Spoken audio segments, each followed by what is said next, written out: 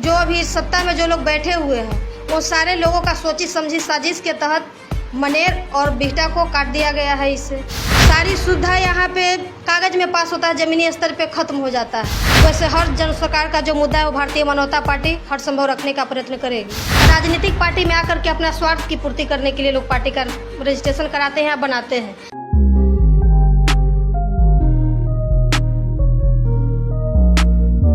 नमस्कार, मेरा नाम बिरजू है और आप मुझे भारत लाइव पे देख रहे हैं। बिहार में विधानसभा चुनाव होने वाला है, इस बात की पुष्टि जो है चुनाव आयोग ने कर दिया है। क्योंकि जिस तरीके से कोरोना कहर जारी था, एक तरफ बिहार में हर साल की भांति इस साल भी बाढ़ जैसी समस्या है, उन सभी के बीच जो है चुनाव होना है, इस बात की पुष्टि चुनाव आयोग ने कर दी है। और उसको लेकर तमाम राजनीतिक दलों, सत्ता हो विपक्ष हो, सभी लोग अपने अपने स्तर से चुनावी प्रक्रिया में लग गए हैं। हम आपको बता दें कि इस वक्त मेरे साथ है शोभा यादव, भारतीय मानवता पार्टी के राष्ट्रीय महासचिव हैं। उनसे बातचीत करते हैं। चूँकि चुनाव है तो राजनीतिक पार्टी से चुनावी संदर्भ में बातचीत करना बहुत अहम माना जाता है आज के डेट में। सबसे पहले मैम बहुत बहुत स्वागत है आपका। चलिए, आपको भी प्रणाम है। मैम, आपकी पार्टी, पहले दो शब्द आपकी पार्टी के बारे में क्या कुछ है? मैं आपके मीडिया चैनल के माध्यम से सबसे पहले तो जितने भी इस चैनल के व्यूवर्स लोग हैं सबको मैं नमस्कार करती हूँ। और मेरा नाम शोभा यादव हुआ, भारतीय मानवता पार्टी के मैं राष्ट्रीय महासचिव हूँ। और आने वाला समय में जो बिहार विधानसभा की चुनाव होने वाली है उसमें मैं मनेर विधानसभा की भावी प्रत्याशी के रूप में अपने पार्टी से हूँ। भारतीय मानवता पार्टी के टिकट से चुनाव लड़ूंगी। और भारतीय मानवता पार्टी इस बिहार के ही नहीं, पूरे भारतवर्ष के हर वो व्यक्ति का पार्टी है जिनको कि आज तक राजनीतिक रूप से वंचित रखा गया है। इसमें खास करके जो है महिलाओं के लिए विशेष स्थान दिया गया है। और जो राजनीतिक जो मुद्दा जो लोग आज समाज से जुड़े हुए जो मुद्दा जो लोग नहीं उठा पाते हैं, वैसे हर जन सरकार का जो मुद्दा है वो भारतीय मानवता पार्टी हर संभव रखने का प्रयत्न करेगी। अच्छा मैम, क्या ऐसा क्या लगा जो आपको इस पार्टी से जुड़े या पार्टी को बनाने का एक विकल्प मिला?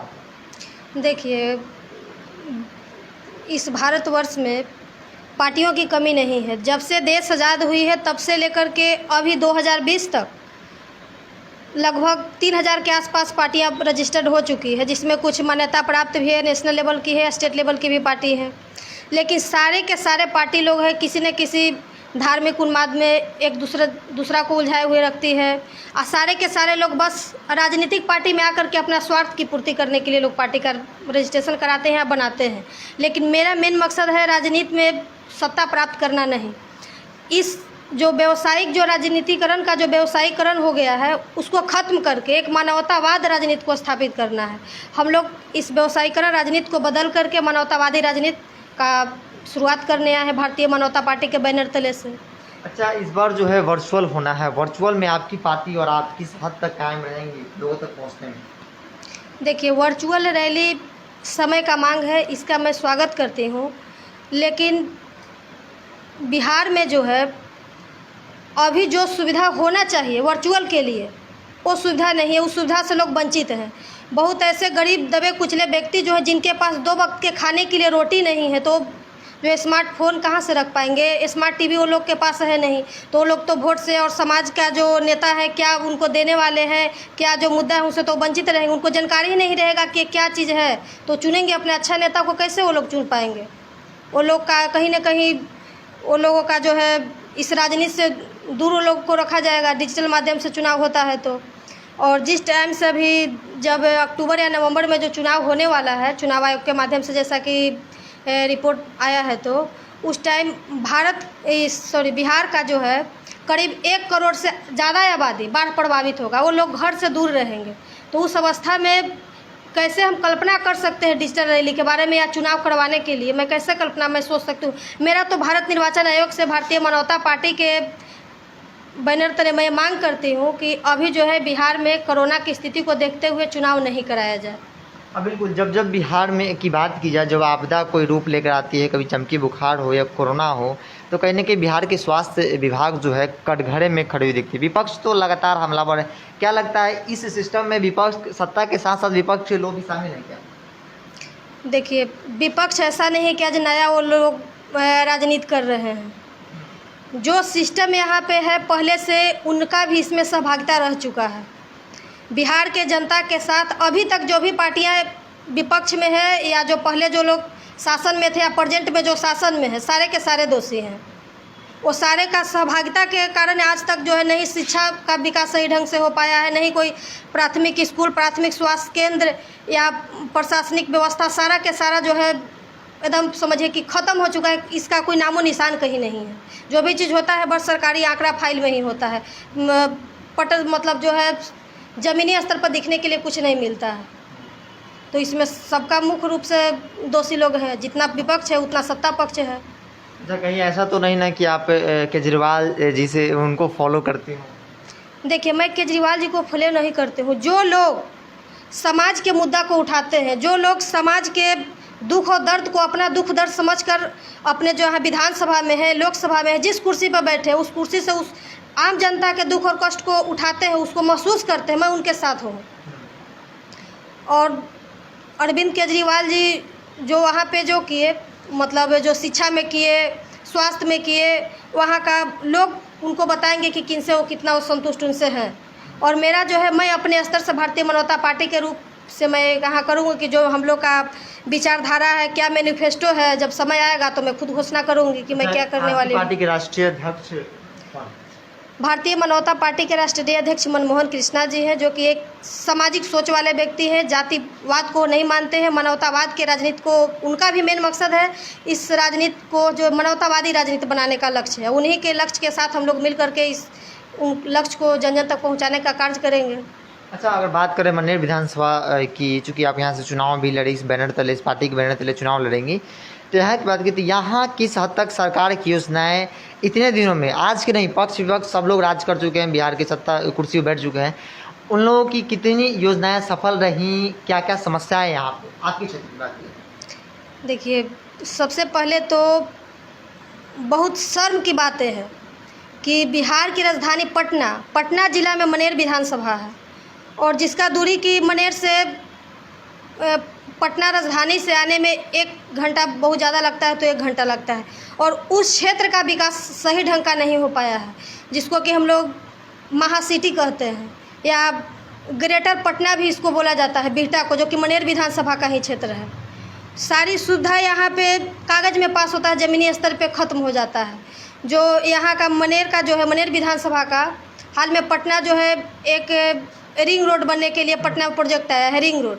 उस रिंग रोड में एक बार 2 बार उसका अलाइनमेंट जो है डीपीआर पास किया गया, लेकिन तीसरा में क्या किया गया कि मनेर से बिहटा होते हुए उसको लाना था रिंग रोड को, और शेरपुर से ही उसको काट दिया गया, शेरपुर से ही मुड़ जाएगा वो रिंग रोड।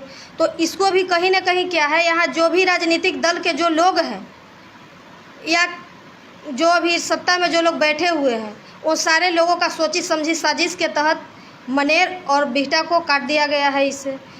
और यहाँ पे जो विकास होना चाहिए उसको लोग नहीं किए। मनेर में सही ढंग का नहीं डिग्री का कोई भी कॉलेज है, बिहटा में प्राथमिक स्वास्थ्य का वही हाल है, युवाओं को खेलने के लिए भी कोई भी प्लेग्राउंड अच्छा सही ढंग का नहीं है।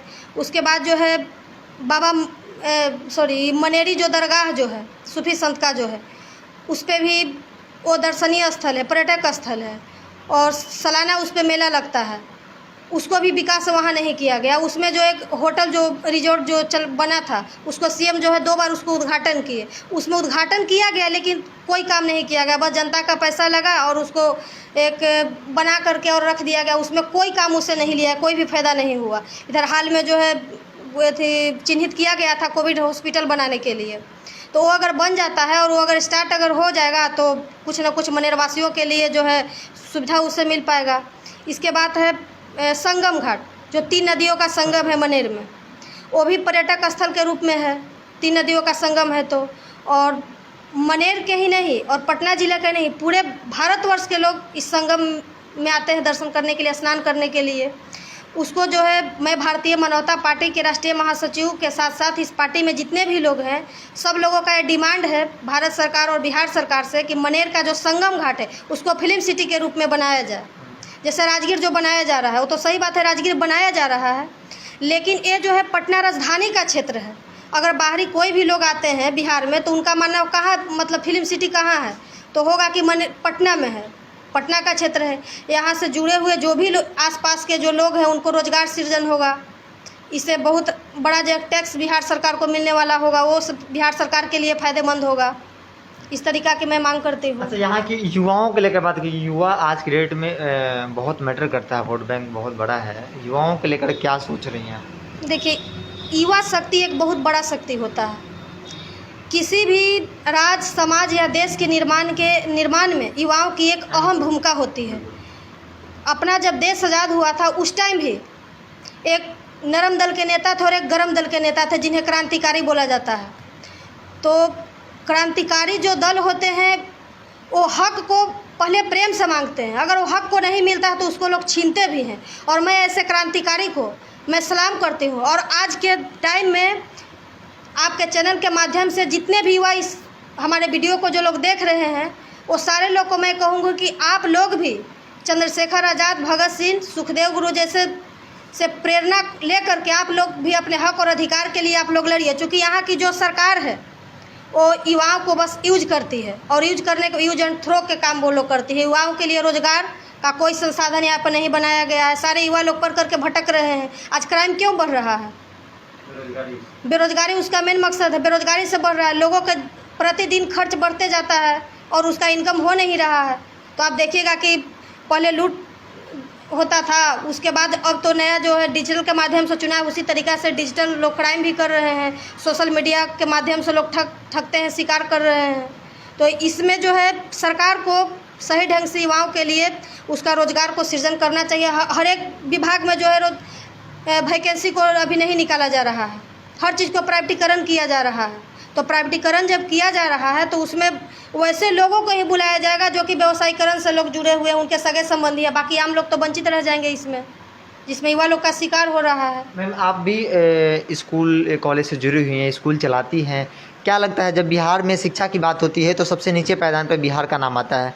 ऐसी स्थिति में आप कैसे सोचती हैं क्या कुछ बदलाव होने चाहिए शिक्षा क्षेत्र में? देखिए, किसी भी समाज और देश और राष्ट्र के निर्माण में जिस तरीक़ा से युवा का सहभागिता होता है उस तरीका उसका मेन पॉइंट, उसका आधार होता है शिक्षा। बुनियादी आधार शिक्षा है। जब तक लोग शिक्षित नहीं होंगे, अपने हक और अधिकार के प्रति जागरूक नहीं होंगे, उनको समझ में नहीं आएगा कि मेरा अधिकार क्या है, कहाँ पे हम शोषित हो रहे हैं, कहाँ पे हमको अधिकार को हनन किया जा रहा है। तो लोगों को सबसे पहले जागरूक करने की ज़रूरत है और शिक्षा से उनको जोड़ने की ज़रूरत है। जहाँ प्राथमिक शिक्षा हो, प्राथमिक शिक्षा पर आप देखिएगा कि स्कूल में मिड डे मील दिया जाता है तो लोग पढ़ने के लिए वहाँ पे पढ़ाई कम होता है और टीचर लोग जो है और भी जो भी लोग वहाँ पे स्कूल से जुड़े हुए जो लोग हैं वो लोग का एक घोटाला का वहाँ पे करते हैं मिड डे मील में, और पढ़ाई के नाम पे बस जा कर के अपना टाइम दे दिए। पूरा टाइम भी लोग स्कूल में नहीं दे पाते हैं। और जो STET जो था उसका जो है बहुत सारे अभ्यर्थी उसमें सफल हुए थे और उसमें एग्ज़ाम भी दिए, और एक पेपर जो है, एक पेपर की वजह से जितने भी जो लोग क्वालिफाइड जो किए थे उसका कैंसिल कर दिया गया है। सही तरीक़ा से इसको नियोजित नहीं किया जा रहा है। शिक्षक जो है, नियोजित शिक्षक जो है लगातार कितना दिन तक धरना पे बैठे हुए रहते हैं और यहाँ की जो सरकार है कान में तेल डाल करके सोई हुई रहती है, उसको पता ही नहीं रहता है। उनका मांग पूरा किया जाता है। जो भी उन मांग में जो लोग धरना प्रदर्शन कर रहे थे उनके साथ मैं खड़ी हूँ। क्योंकि शिक्षा जो है एक GDP का बहुत बड़ा हिस्सा शिक्षा पे खर्च करना चाहिए और स्वास्थ्य पे खर्च करना चाहिए, लेकिन इसका जो निर्धारित जो रकम है जो शिक्षा पे खर्च करने के लिए उसको भी खर्च नहीं किया जाता है। अभी फ़िलहाल आप देखिएगा सर, केंद्रीय मंत्रालय से जो हुआ है नई शिक्षा नीति बनाया गया है, उसमें GDP का 6% जो है खर्च करने के लिए दिया गया है। और बहुत ऐसे देश हैं विश्व के जो कि अपना GDP का 10 से ऊपर % खर्च लोग करते हैं, 6% भी यहाँ खर्च नहीं हो पाता है। और इसमें देखिए सबसे पहले शिक्षा नीति में क्या है, किसी भी पाठ या लेसन में जब हम लोग पढ़ते हैं तो एक शीर्षक दिया जाता है। मान लीजिए कि मेरा पार्टी है भारतीय मानवता पार्टी। भारतीय मानवता पार्टी का लक्ष्य ये होना चाहिए कि इसका नाम से काम परिलक्षित हो, काम से इसका नाम परिलक्षित हो, या ये दर्शन इसमें होना चाहिए कि जैसे लोग शीर्षक रखते हैं तो शीर्षक से इफेक्ट पड़ता है कि शीर्षक किस तरीक़ा से हम रख रहे हैं किसी भी चीज़ में। अब रखा जाता है कि अशोक, जो सपोज आपको हम बता रहे हैं कि एक लेसन में अगर रखा जाता है कि अशोक एक महान राजा थे जो कि शांति का प्रवर्तक बने, और उसमें रखा जाता है, दूसरा शीर्षक है कि अशोक एक बहुत बड़ा युद्ध करने वाला योद्धा थे।